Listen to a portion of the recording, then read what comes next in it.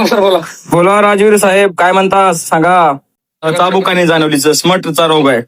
हा हा बर, आता स्मट जो रोग आहे त्याच्यावर औषध असं कोणतंही जगात कोणतं औषध नाही त्या नाही, रोगावर, हा, चाबुकानीवर. नाही समजा.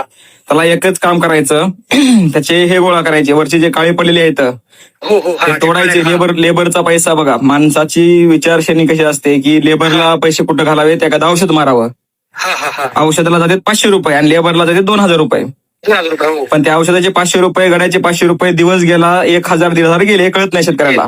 कळत नाही. हो त्याच्यामुळं सरळ सरळ लेबर लावायचा आणि ते गोळा करायचा आणि जाळून टाकायचं, त्याला ठेवायचं नाही, ते हवेनं पसरत आहे.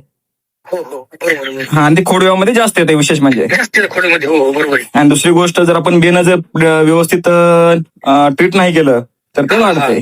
वाढते. हो हा तोच कोणत्या तोडाला बेणे समजा प्रादुर्भाव समजा प्रादुर्भाव होतो तो जास्त करून होतो. हा जास्त होत. हा त्याच्यामध्ये. आता बाकीचं नियोजन सगळं चांगलं आहे, मला आनंद वाटला.